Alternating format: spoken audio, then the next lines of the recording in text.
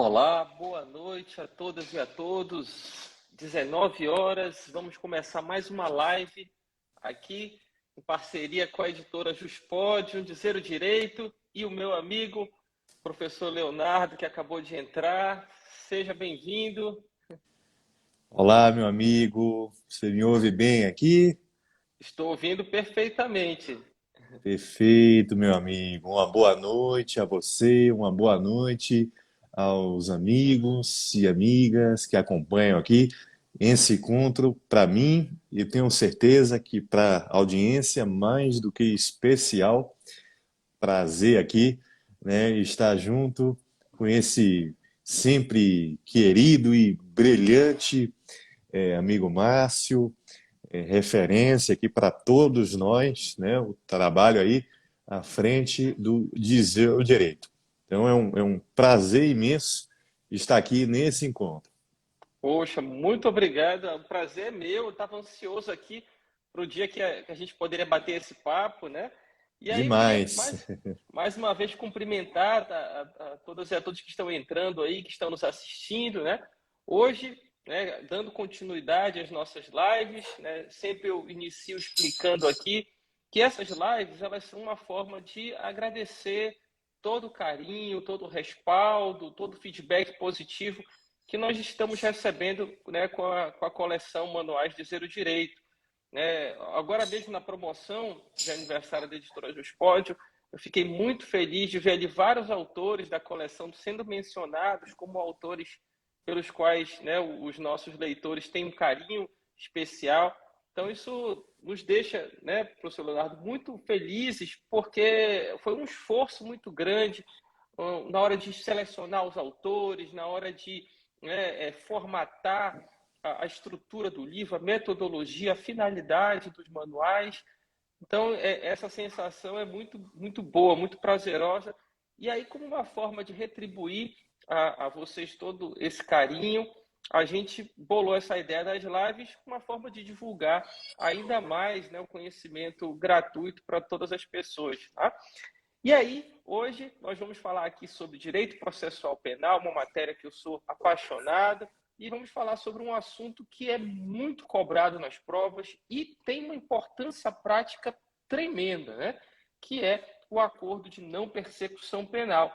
E aí, para falar disso, né, ninguém melhor do que o professor Leonardo Barreto Moreira Alves, que é promotor de justiça no brilhante Ministério Público do Estado de Minas Gerais, que inclusive teve concurso recentemente, vai ter um outro agora, né? Ele é bacharel em Direito pela Universidade Federal da Bahia, né? Para mim foi até uma novidade, eu nem Sim, sabia disso. Ele é mestre pela baiano. PUC de Minas Gerais, professor de diversos cursos preparatórios, né? E autor do Manual de Processo Penal da coleção Manuais de Dizer o Direito. Então, mais uma vez, muito obrigado pela sua presença. Né? E vamos logo iniciar, porque eu acho que tem muito assunto bacana para a gente tratar. Né? E aí eu já queria iniciar logo perguntando para você explicar para a gente, né, o que é esse acordo de não persecução penal, né? Como é que ele surgiu? Né? A gente via muito naqueles filmes, né, estadunidenses ali, aquele acordo feito com o promotor, feito com o suposto autor do crime, com a presença do advogado. Né? O que é esse acordo de não persecução penal? Como é que ele surgiu no Brasil? Surgiu quando? Vamos iniciar explicando um pouco desses conceitos introdutórios para quem está nos assistindo. Por favor, professor.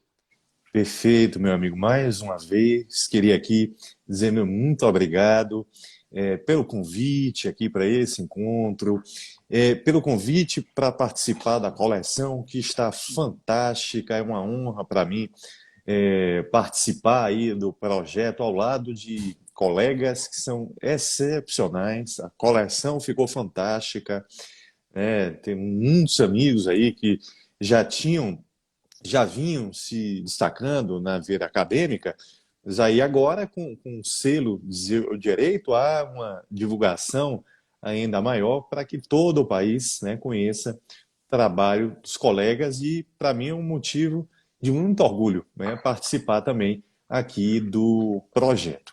Também, novamente, aí, saudar os amigos, amigas que estão chegando aqui, nos prestigiando, acompanhando o evento ao vivo. É, para mim também um motivo de muita honra. A gente sabe aí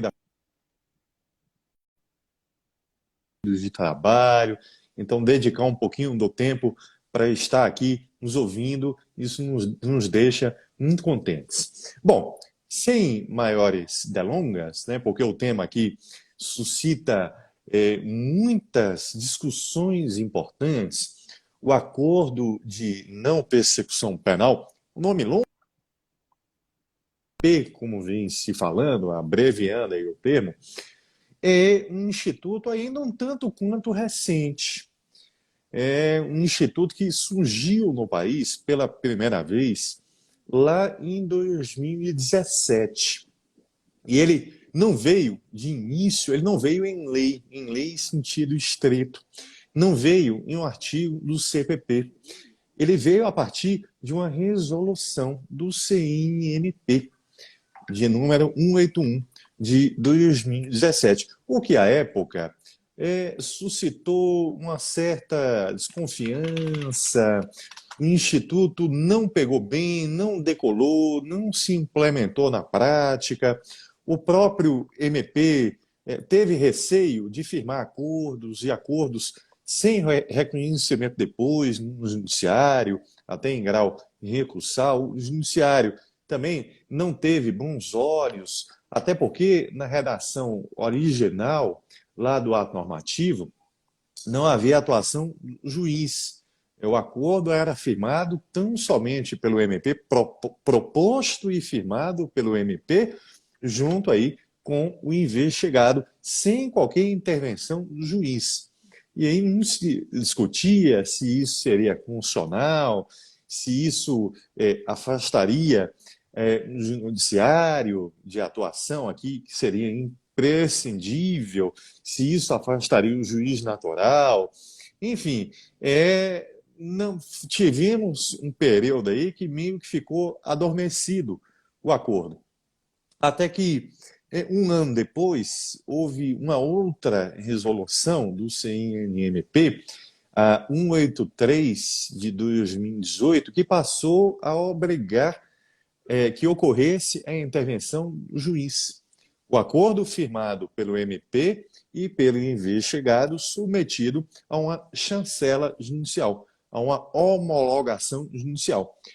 A partir daí começou a andar um pouquinho, mas ainda havia o argumento de que o Instituto não vinha em lei em sentido estreito. O Instituto decola mesmo, né, e hoje é uma realidade na prática e em concurso, a partir do pacote anticrime. Porque é a partir daí que vem no CPP, no teor do artigo 28A, que é um artigo bem completo, bem extenso, que a gente vai comentar muito aqui a respeito dele. Contempla aí um caput, parágrafos do primeiro até o 14, um regramento bem detalhado. Então, qualquer receio, qualquer discussão, até em ADIs que existem no Supremo para discutir aqui a constitucionalidade do acordo, tudo isso se perde. Atualmente, o acordo tocou bem no ponto aqui, a experiência norte-americana é muito comum a gente acompanhar em filmes e séries, ali o promotor, né, propondo aí qualquer acordo e em qualquer crime. Lá no Instituto do Plea Bargain é muitíssimo amplo. É possível um acordo lá para, de fato, envolver qualquer delito, qualquer um, sem ressalva nenhuma, e para incluir qualquer pena, qualquer pena. Eu não sei se estão aqui me vendo bem, porque eu acho que a imagem congelou um pouquinho. Tá dando para seguir aqui numa boa? De vez em quando está falhando um pouco, professor, mas acho que agora engrenou de novo Firmou aí. mais. Então tá. Qualquer coisa aqui, me avisa e a gente tenta mexer aqui então. Eu vinha falando lá do plea bargain, né, nos Estados Unidos, o acordo que pode aqui ser firmado para envolver qualquer crime, qualquer um, e qualquer pena. É muito comum a gente ver nos filmes situação bem extrema. Há um serial killer que foi responsável pela morte aí de 10, 15 vítimas. Aí o promotor propõe a forma de execução da pena de morte. O que você prefere? Injeção letal, cadeira elétrica, né? Dada a amplitude do Instituto. Isso não ocorre aqui no país. Não há essa ampla liberdade. Não se permite aqui no ANPP a fixação de pena, vamos falar bem disso aí, e não é possível para qualquer fato, para qualquer delito, não. Somente para alguns crimes.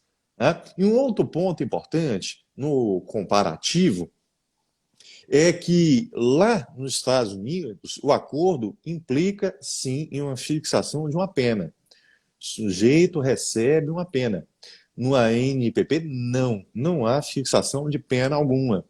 Há estipulação de obrigações, de condições de índole pessoal.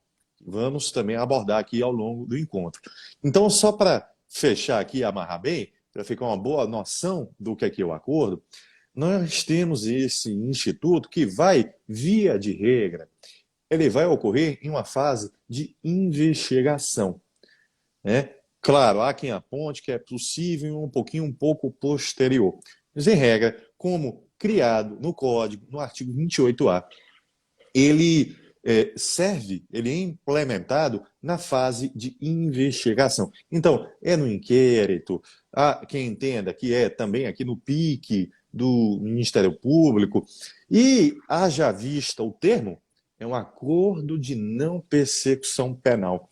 É um acordo que, se firmado, impede o segmento da persecução penal, o início da persecução penal em juízo.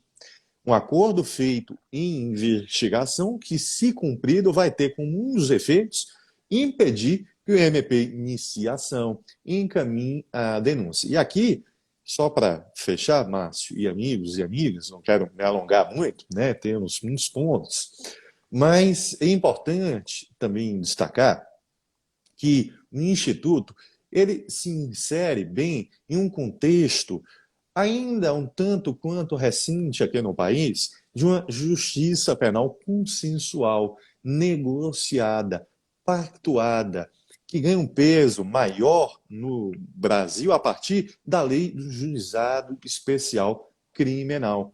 Lá com institutos como transação, suspensão condicional do processo, composição civil dos danos. Depois tivemos aí bem conhecido, o Instituto da Colaboração Premiada, o Acordo de Leniência, e aqui, nessa esteira, é que vem também o ANPP, como um acordo, um consenso de caráter, então, aqui, de negócio jurídico processual, que vai veicular a política criminal do Estado. E aí é bem importante a atuação do MP, que a gente vai abordar bem aqui ao longo do encontro, o MP como órgão que deve propor o acordo.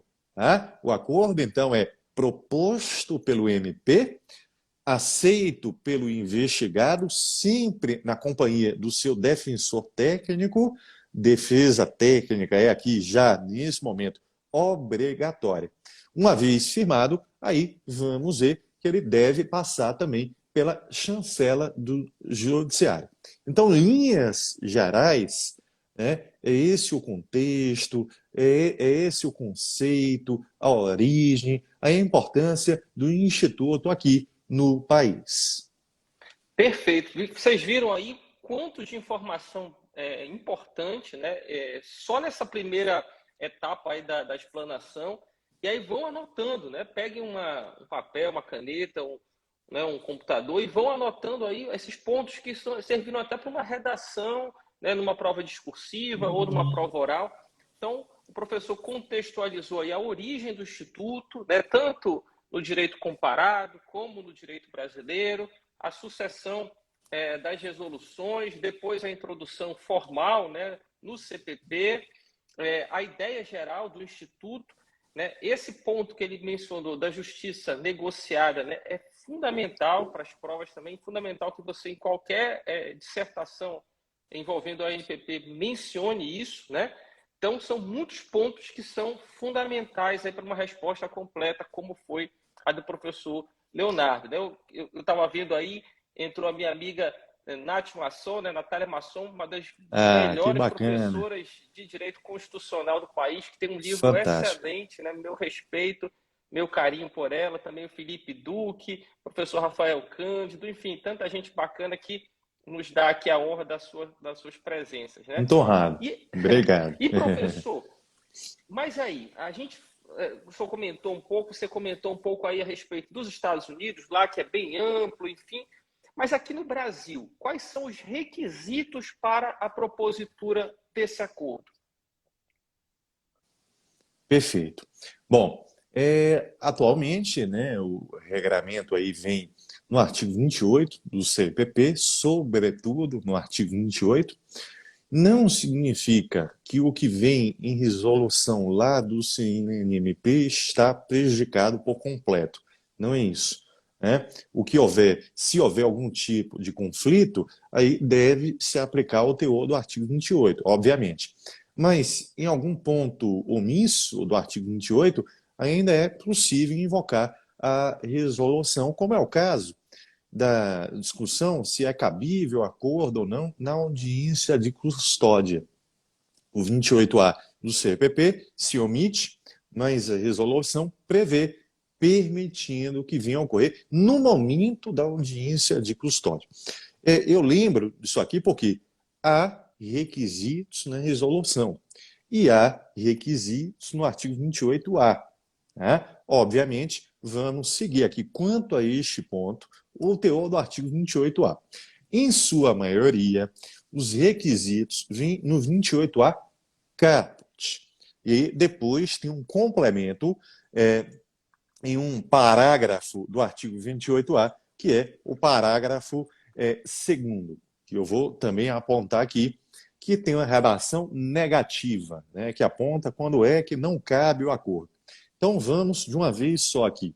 O que deve estar configurado para que se permita que o MP venha propor o acordo? Primeiro, não ser caso de arquivamento da investigação. Obviamente, se for o caso de arquivamento, deve o MP promovê-la. O que temos aqui é tudo formalmente preenchido, tudo formalmente perfeito, para que o MP pudesse já iniciar a ação, encaminhar a denúncia. Mas ao invés de percorrer esse caminho da denúncia, o MP tem a opção de propor esse acordo. Daí porque muito se afirma que o ANPP ele mitiga o princípio da obrigatoriedade da ação penal pública. Por quê? Porque o MP, embora, repito, tenha elementos formais para iniciar a ação, tenha justa causa, condições da ação, pressupostos processuais, o MP deixa de seguir o caminho da ação e vai propor o acordo. Tá? Então, tem que estar tudo perfeito para que o MP possa, em tese, propor a ação, mas prefere seguir o caminho do acordo, não ser caso de arquivamento da investigação. Outro ponto, e aqui é um ponto muito importante, segundo requisito, é a exigência de confissão formal e circunstanciada do investigado. E aqui há uma nota muito peculiar do ANPP. Se impõe a confissão prévia, a confissão formal. E é um ponto de divergência com a transação penal, que é um outro acordo que vem aqui na justiça penal consensual. Porque a transação penal não impõe confissão prévia, nem implica em confissão do fato. Já no ANPP, é obrigatória, é etapa prévia e obrigatória que vem a ocorrer a confissão. E é formal e circunstanciada, o que se entende que deve ser colhida na forma escrita, porque é assim que vem no artigo 28A a forma do ANPP, muito embora eu entenda que é possível invocar o que vinha na resolução 181, que permitia a gravação audiovisual da confissão. Tá? Mas deve haver aqui um rigor formal, uma cautela, para que não haja, no futuro, qualquer discussão se houve ou não houve a confissão, até porque há um expediente aí bem usado na prática pela defesa, que é de firmar o acordo e depois impetrar um HC para tentar trancar ou a investigação ou a ação e anular o acordo. E aí se perder tudo, até aquela confissão que foi feita. Então há uma cautela aqui enorme por parte do MP. Né? E vamos ver depois que é possível até, não cumprido o acordo, que o MP venha a se valer da confissão, mas para fins de início da ação. Obviamente, não para fins de condenação do réu ao final da ação penal. Confissão que vai recair sobre uma infração penal não cometida com violência ou grave ameaça. Tá? O que já reduz bem aqui o espectro. Deixemos, olha a linha aqui de raciocínio, qual é? Deixemos a ação penal para o que é substancial, para crimes de maior relevância, para crimes de maior gravidade e maior repercussão. É essa a ideia. Então, nesse sentido, o ANPP vai servir também como um filtro, de algum modo, tendo como consequência prática um desafogo do judiciário, uma diminuição da sobrecarga do judiciário, deixando aqui a ação penal, de fato, para crimes de maior gravidade, de maior repercussão. Então, a ação penal dá para compreendê-la como uma opção de extrema ou última ratio. Fatos mais leves ou médios podem ficar aqui no âmbito da justiça penal consensual. Né? Agora, é importante destacar, quando a lei fala em violência, está se referindo à violência à pessoa. Então, se houver algum crime cometido com violência à coisa, como um dano qualificado, é possível disso. E aqui, Márcio, amigos e amigas, tem uma discussão enorme quanto em crime de homicídio culposo. E vamos ver aqui que o patamar de pena é de pena mínima inferior a 4 anos. Professor, em tese, cabível. professor, deu só uma cortadinha, me perdoe aí interrompê-lo, deu só uma cortadinha antes de que você estava falando aí sobre a questão do homicídio, né? Se puder retomar só um pouquinho para todos nós entendermos essa parte, por favor. Me ouve bem agora? Sim, agora está ok. Joia. Então, dizia, violência, disfunção, se é cabível acordo para o crime de homicídio culposo. Porque vamos ver daqui a pouquinho, é o próximo requisito de pena mínima, que deve ser inferior a 4 anos de prisão. Pena, repito, mínima. Em tese, né, daria ali para inserir o crime no cabimento do acordo. Mas há quem entenda que houve um crime com violência à pessoa, o que vedaria a concessão deste benefício. Mas há quem entenda também que em homicídio culposo a violência não se dá no resultado, não se dá na ação, e sim no resultado, diferente do que vai ocorrer no crime de homicídio doloso, em que a violência se encontra na ação.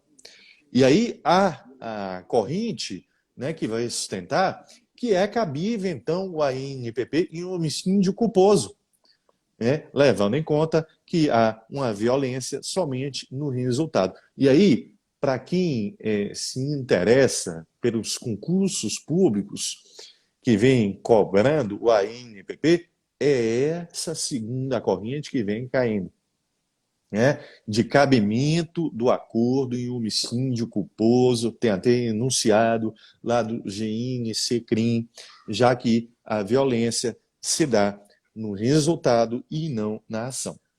Além disso, um quarto requisito é de a infração ter uma pena mínima, não é máxima, mínima, inferior a 4 anos. Inferior não é igual, é menor do que 4. Bom, e aí, se houver causa especial de aumento de pena ou de diminuição de pena, o parágrafo 1º do artigo 28A nos dá aqui uma informação importante. Incide a causa especial de aumento ou de cômputo da pena mínima. Sim. Agora, a ideia é buscarmos ficar ao máximo dentro do patamar de pena mínima. Vamos tentar ao máximo não extrapolar o patamar de pena mínima de 4 anos. Daí porque, se houver uma causa de aumento, vamos incidir a fração de aumento em seu mínimo. Se houver uma causa especial de diminuição, vamos incidir a fração de diminuição em seu máximo, para que haja o aumento mínimo de pena e a diminuição máxima da pena. Assim também, se houver concurso de crimes, concurso formal, crime continuado, também incide a fração de aumento em seu patamar mínimo.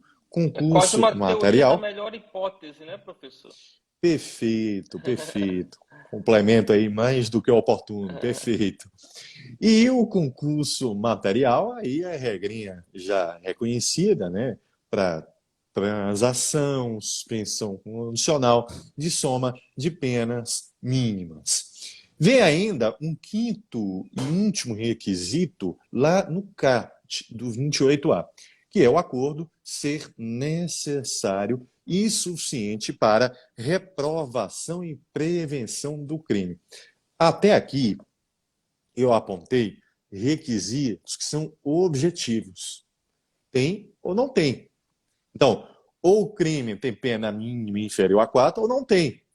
Ou tem confissão ou não tem. Não tem meio termo. Né? Esse último aqui é um requisito subjetivo. Aí permite uma análise um pouquinho maior, né?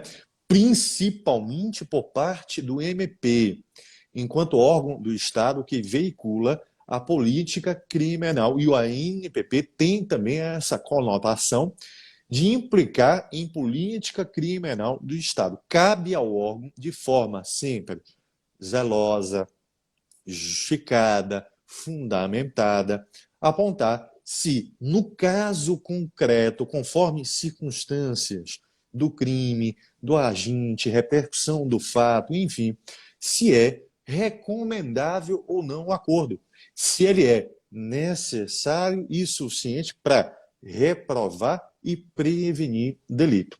Se entende, vem se entendendo, que aqui não há uma margem muito ampla de atuação do juiz quanto a controle de legalidade do acordo. Claro, repito, sem abusos pelo MP.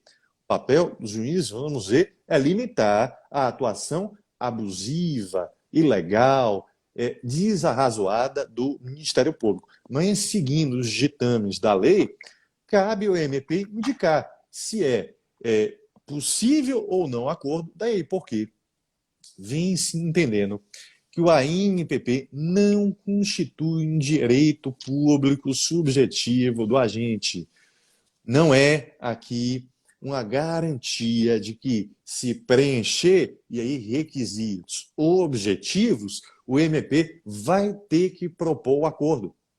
Tá? O MP, e aí na dicção da lei, que fala que o MP poderá propor o acordo, né, se entende que há uma faculdade pelo MP, até porque, cá entre nós, se há acordo, não é dever, não é nada imposto, é algo construído, é algo a ser avaliado por envolvidos no acordo. E não só o MP, também o agente não está obrigado a aceitar nada. Pode abrir mão e assumir o risco de uma ação penal. Bom, no 28AK são esses os requisitos. Agora, o parágrafo segundo aponta quando não é cabível o acordo. Então, vamos ver aqui, aí de uma forma mais breve. Não cabe se couber transação penal. Por quê? Porque o instituto mais benéfico ao agente não implica em confissão de culpa, não resulta em confissão de culpa. Então, entre um e outro, a lei prefere a transação. Não ser ainda o investigado reincidente, né? E aí, lembrando daquele prazo de depuração da reincidência, os 5 anos, após o cumprimento e extinção da pena, o sujeito deixa de ser reincidente, em tese, cabível acordo. Mas um requisito aqui, não deve haver elementos probatórios que indiquem conduta criminal habitual, reiterada ou profissional, exceto se insignificantes as infrações penais pretéritas. E aí, discussão, porque é um tanto quanto subjetivo, apontar o que é conduta criminal habitual, reiterada ou profissional. Vem se entendendo que, para fins de vedação do ANPP, a mera existência de inquéritos policiais em andamento não recomenda o acordo. E aí, inquéritos ou até ações em andamento. Não confundam. Isso não pode ser levado em conta pelo juiz, né? Está aí o Márcio, para confirmar, para fins de aplicação da pena, se o réu for culpado, condenado. Mas para fins de vedar o ANPP, esse vem sendo entendimento. Tá? Quanto a infrações penais pretéritas, insignificantes, o entendimento seria de que infrações de menor potência ofensivo permitem o acordo. Lá, se são infrações pretéritas, anteriores a esta, para a qual cabível o ANPP. Penúltimo, já encerro, ter sido agente beneficiado nos 5 anos anteriores ao cometimento da infração em ANPP, transação penal ou suspensão condicional do processo, e é para este fim apenas que é registrado o acordo. Não há aqui qualquer registro para fins de condenação, maus antecedentes, reincidência, não há, né? Mas para que haja um controle sobre a celebração de um só acordo a cada 5 anos, deve ser feito o registro. E, por fim, Márcio e amigos e amigas, não cabe no contexto da Lei Maria da Penha. Se houver, então, violência doméstica e familiar contra a mulher. Perfeito. Esse aí, pessoal, né, tanto que o professor Leonardo levou um pouco mais de tempo respondendo essa pergunta, é porque esse é o fundamento principal que tem sido cobrado nas provas, né? Ou seja, a discussão quanto aos requisitos do ANPP.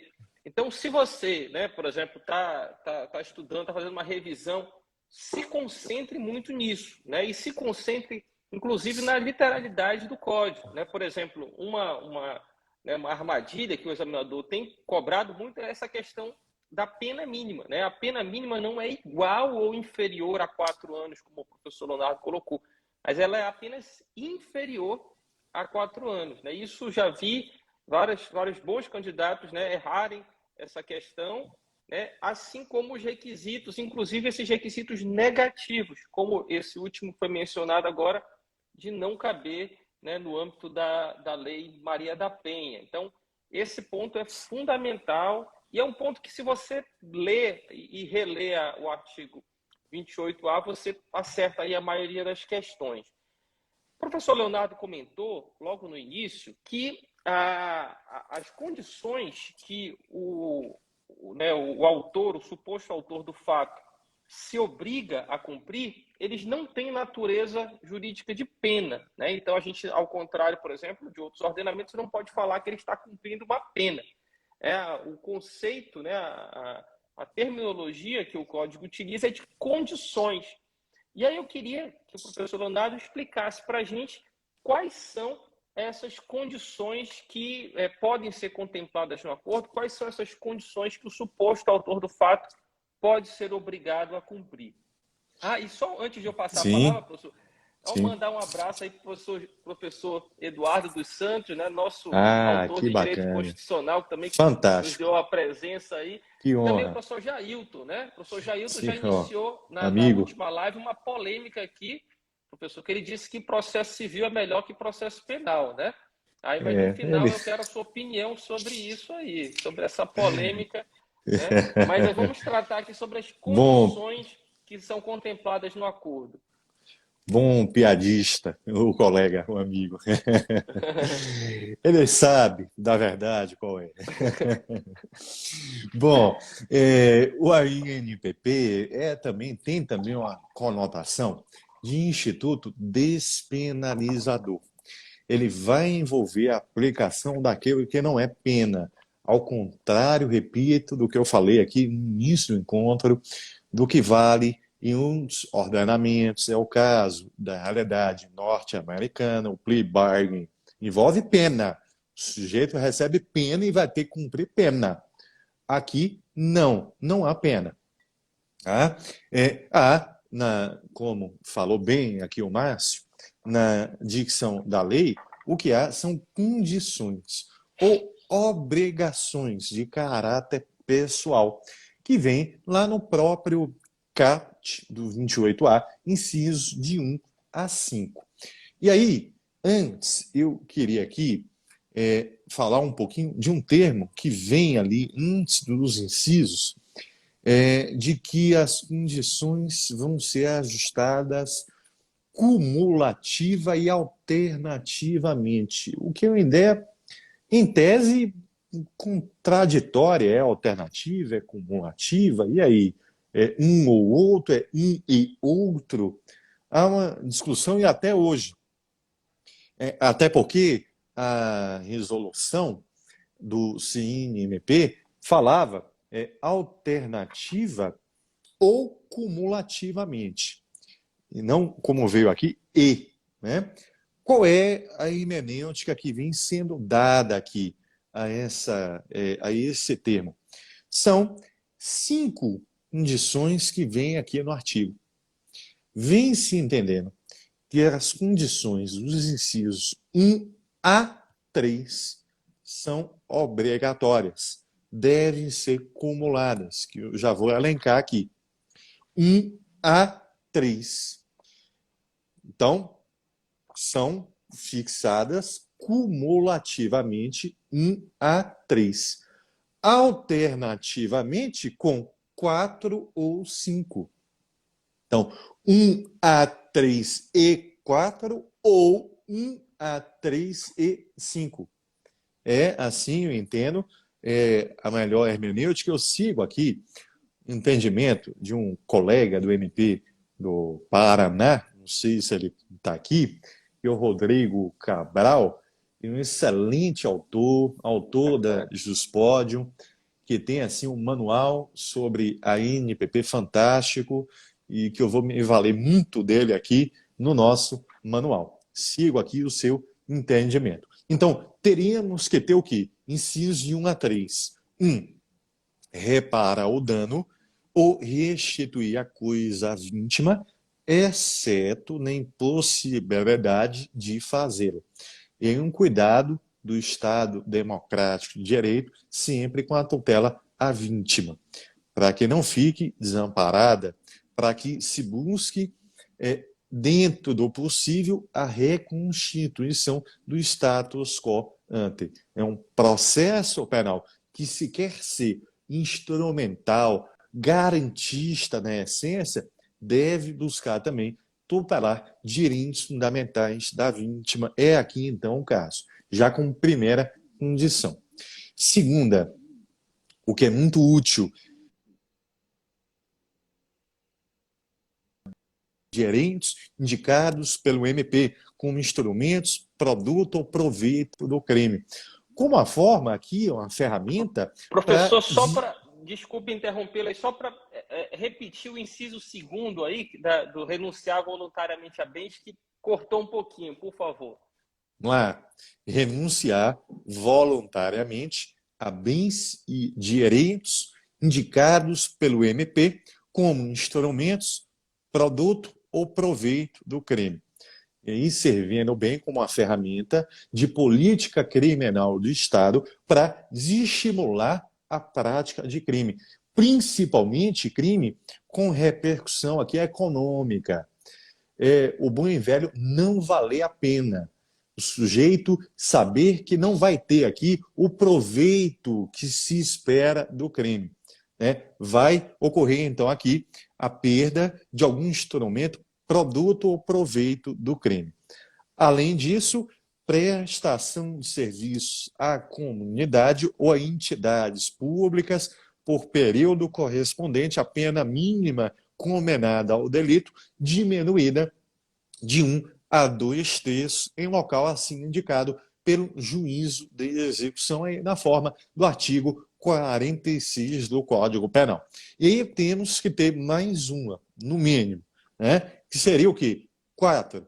Pagar prestação pecuniária, assim estipulada nos termos do artigo 45 do CP, a entidade pública ou de interesse social, assim indicada pelo juízo de execução, que tenha preferencialmente como função proteger bens jurídicos iguais ou semelhantes aos aparentemente lesados pelo delito. E a 5ª, cumprir por prazo determinado outra condição indicada pelo MP, desde que proporcional e compatível com a infração penal imputada, o que se abre aqui um bom leque que o MP deve usar sempre de forma comedida, de forma razoável, de forma proporcional ao fato e ao objetivo que pretende com a medida.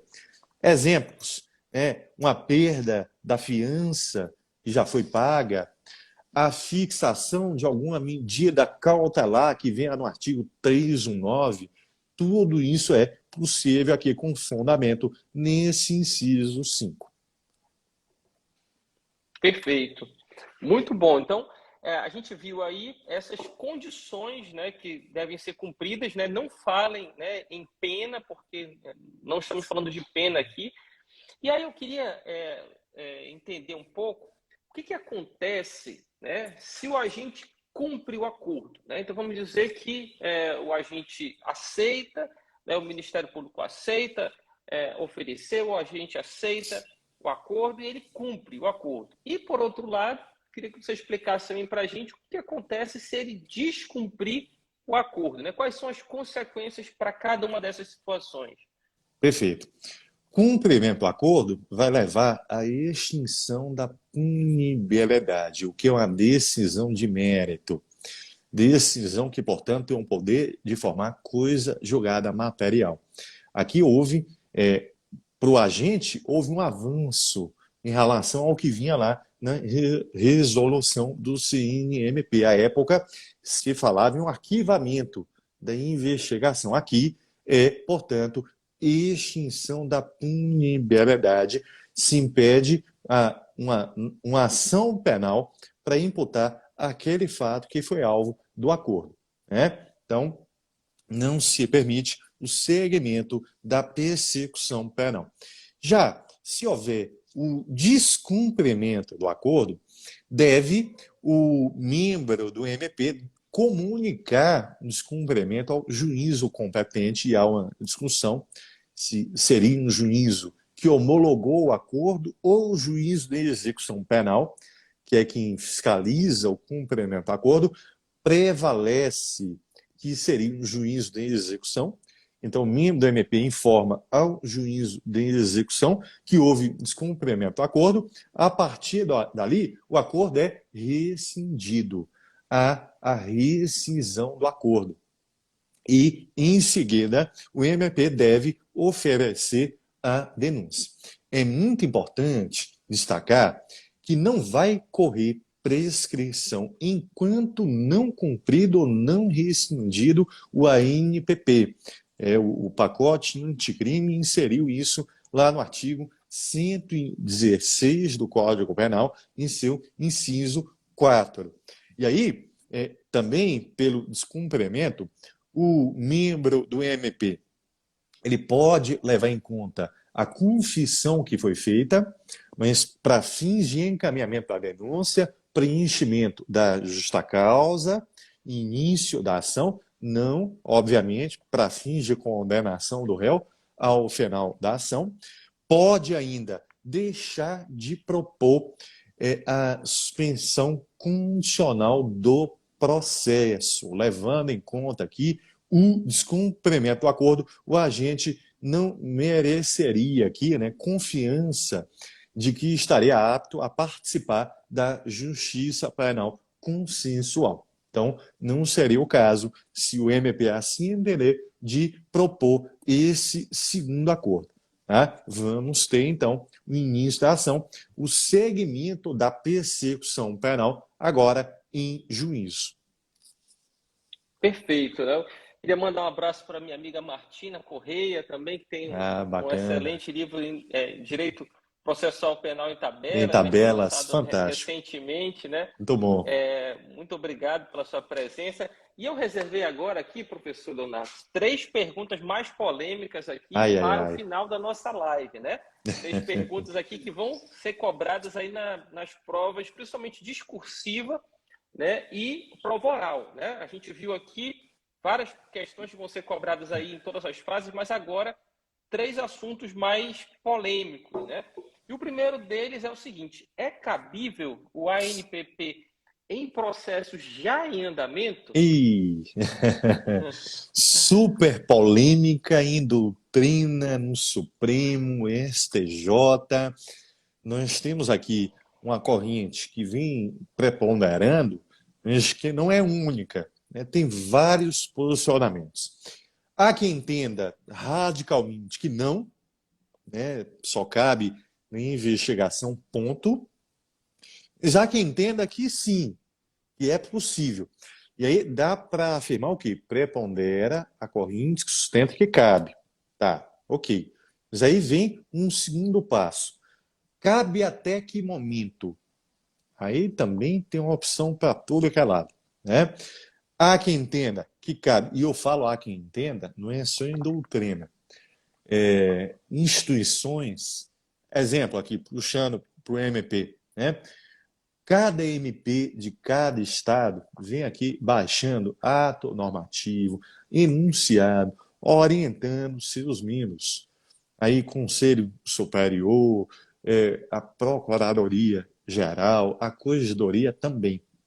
Então, há quem entenda, não, cabe até o oferecimento da denúncia, não, é até o recebimento da denúncia, é até o início da instrução probatória, até a colheita do primeiro depoimento em juízo. Ah, não, é até a sentença, não, é até transitar em julgado. Prepondera, no momento, entendimento que é cabível até o recebimento da denúncia. E aí, para quem se prepara para concurso, não confunda, porque tem uma discussão semelhante lá no estelionato. Se é imposta a representação do ofendido por um fato anterior ao advento do pacote anticrime. A maioria afirma que é imposta até o oferecimento da denúncia. O ANPP, o momento é um pouquinho posterior, é até o recebimento da denúncia, porque vem se entendendo que este é o momento em que há o ajuizamento da ação, se completa uma relação jurídica processual. É a partir dali que se chama o réu a juízo, o réu é citado. Então, a persecução perante juízo está formada ali, naquele momento. Tá? É o limite, muito embora a matéria está aberta ainda no Supremo e no STJ. O Supremo chegou até a firmar a tese lá pela primeira turma do STF. Afirmou: o ANPP aplica-se a fatos ocorridos antes do pacote anticrime, desde que não recebida a denúncia. Tá? Isso ainda, alguns feitos no Supremo estão até suspensos, aguardando uma definição disso aí.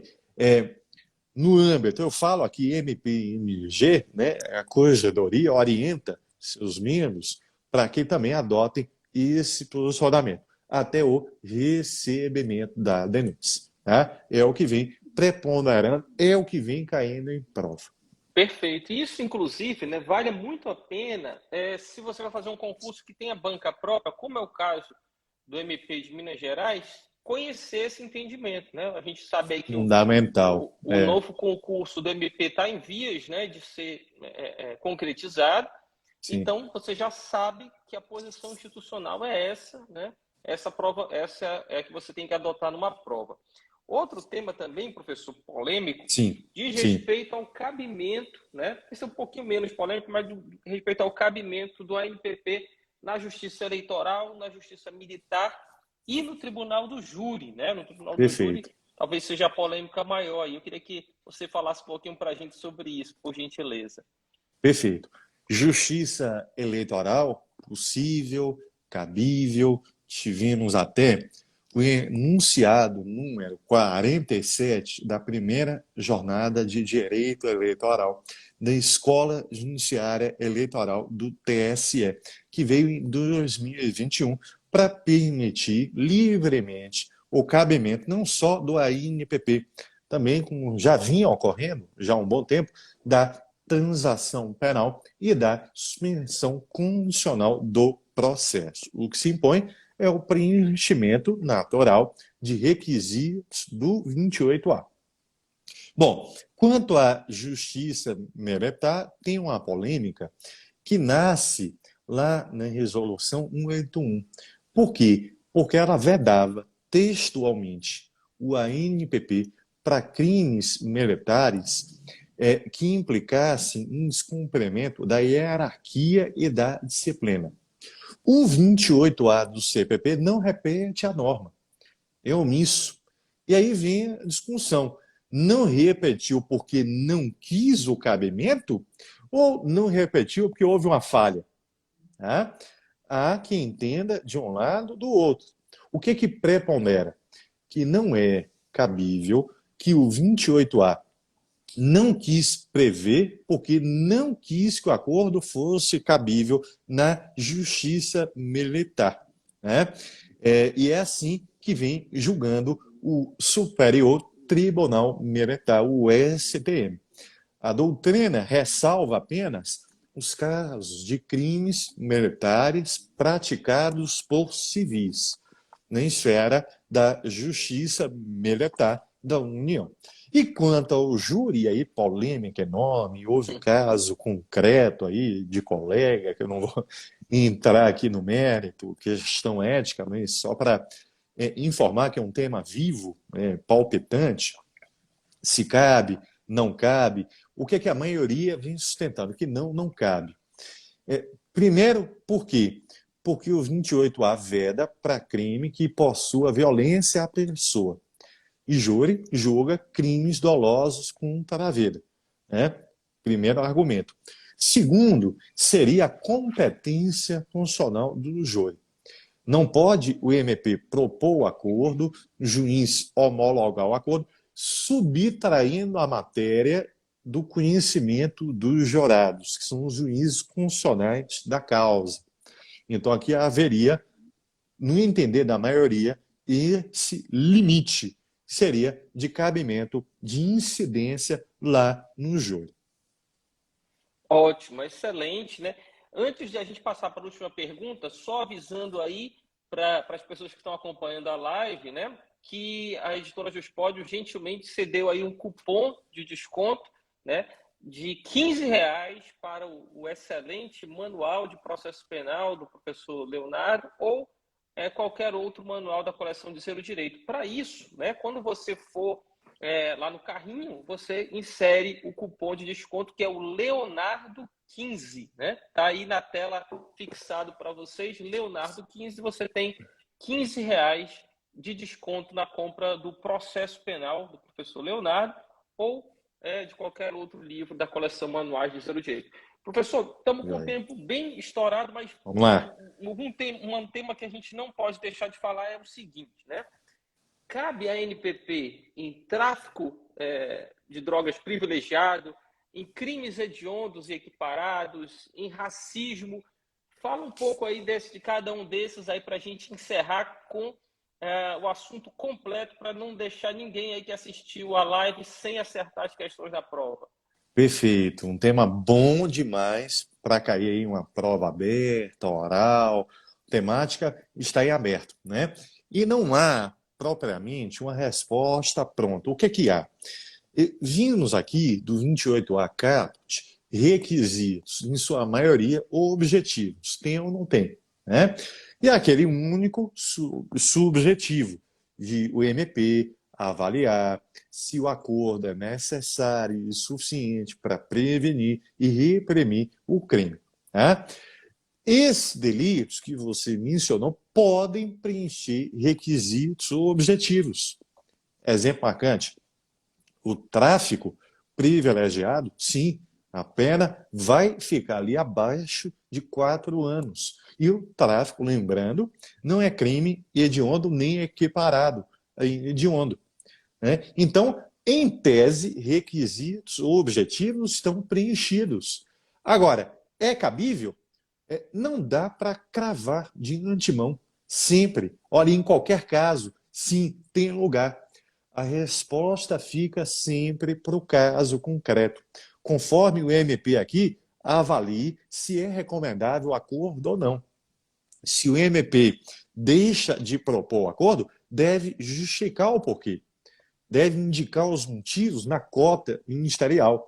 E aí o artigo 28A, parágrafo 14, permite que o investigado, por meio do juiz, provoque instância de revisão ministerial para que delibere se é caso de acordo ou não. Uma forma de controlar essa atuação do MP não pode ser arbitrária. Assim também para os outros delitos. Exemplo de crime hediondo, crime equiparado. Tem crime hediondo no Estatuto do Desarmamento, lá no artigo 16, a pena mínima fica abaixo de 4. Né? E aí, o tráfico de drogas como crime equiparado ao hediondo, em tese, pode ocorrer o preenchimento de requisitos ou objetivos, mas o subjetivo é que vai responder se é cabível o acordo ou não. Racismo. E aí, também, pela equiparação que o Supremo fez de injúria racial com racismo, também entra aqui a discussão e a pena de injúria racial é a mínima, é de 1 ano, né? Até também crimes de homofobia, transfobia, enfim, equiparados ali ao racismo, a discussão é a mesma. Tá, preencheu o requisito objetivo. Ok, isso significa que é cabível o acordo? Nem sempre. Deixemos a resposta para o caso concreto, para este requisito subjetivo a ser avaliado com rigor, com prudência, com fundamento pelo MP. Perfeito, isso mesmo. Né? Agora, o interessante é que, no caso, acho que desses aí que eu mencionei, aquele que é mais aceito assim, pela jurisprudência, eu vejo pela própria Câmara de Coordenação e Revisão do MPF, é o Sim, de tráfico privilegiado. Né? sim, Tráfico sim. privilegiado, cada vez mais, né, tem recebido um tratamento menos, né, rigoroso por parte da jurisprudência, mas de resto realmente Isso, tem que ser perfeito. analisado A no perna caso fica concreto. bem abaixo, não é isso, Márcio? Lá do Isso, patamar. exatamente. Não é crime equiparado, é hediondo, então há assim, um entendimento mais flexível, né? Perfeito. Exatamente. Bem, professor, tinha ainda muita coisa para a gente conversar aqui, estava muito agradável o papo. Infelizmente, né, acabou o nosso tempo, mas eu queria agradecer todas as pessoas que participaram e agradecer principalmente a você, né, que se disponibilizou aí a perder esse tempo de convivência com a sua família, de descanso, né, para nos brindar aí com essa aula. Muito obrigado. Eu queria deixar aqui a palavra para você fazer suas considerações finais. Então, obrigado aí, Márcio, mais uma vez, pelo convite, pela confiança. Para mim aqui foi uma honra, um prazer. Eu até falei ontem, e não exagerei de forma alguma, no Twitter, que aqui estou realizando um sonho acadêmico. Quem não é fã do Márcio, quem não é fã do Zeu Direito, e não é só aqui o concurseiro, de forma alguma, é também o autor, é também o profissional da área, né, o advogado, procurador, enfim, delegado, o seu trabalho é referência aí para qualquer profissional da área. Então é uma honra muito grande integrar projeto ao lado aí de amigos como o Jailton, Eduardo e outros, né?